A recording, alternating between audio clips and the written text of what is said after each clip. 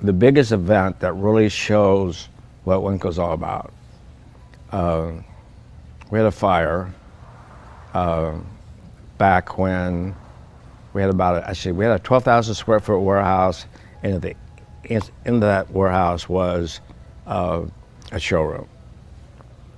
And on April 7th, 2 days before my birthday, we had a fire that destroyed the warehouse. ESPN, all the local news stations, just like maybe it was a slow news day, but they all covered it. So all my friends in China, Black Cat included, called me and said, "Are you okay? Is everything all right?" And so the lady that was the broker for Black Cat called me, and she said, "What can we do to help?" And I said, "Well, here's the deal. We don't have a warehouse. We lost about $1 million worth of fireworks. So I need $1 million worth of fireworks. We don't have any place to put it, so I need you to put like 50 items in each container instead of 15 or 20, because we need to use those containers as a warehouse."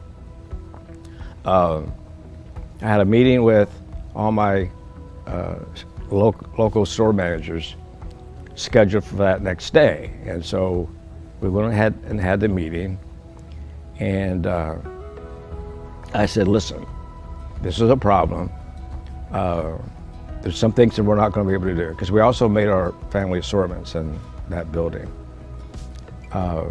There's a lot of them we're not going to be able to make. So we're going to have to take some of them off of the price sheet.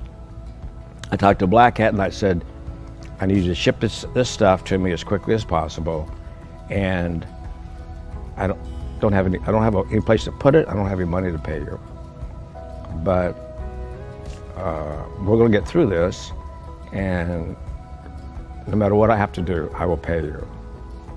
So she went back to Mr. Fung, and Mr. Fung said, "Fine, so, it's David. Go ahead and ship them." So we realized we had to build another showroom. So the only place that we had was an area next to the warehouse, but it was on a huge hill. So we dug out the hill. I called a friend of mine that bought fireworks from me, who was also in the building business, and said, "I need a 5,000 to 7,000 square foot building." He goes, "I have a 7,000 square foot sitting on my lot. I'll ship it to you tomorrow." So we built the dock where we're going to expand the warehouse, and we backed containers to that dock, and that was basically our warehousing.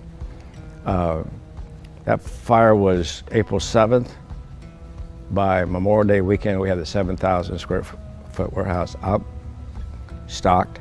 We were selling fireworks, because I knew that a lot of people that went by every weekend, but a lot of people went by Memorial Day, July 4th, and Labor Day. And if they went by and we weren't open on Labor Day, on Memorial Day, then they'd stop someplace else on the way back and buy their fireworks. So we got it open. And then we got the warehouse built back, actually before the 4th. Not only did we get through it, but we had a record year. But we were working 80-hour weeks. And a lot of those same guys, Dave, Neil, are still here, and it's like,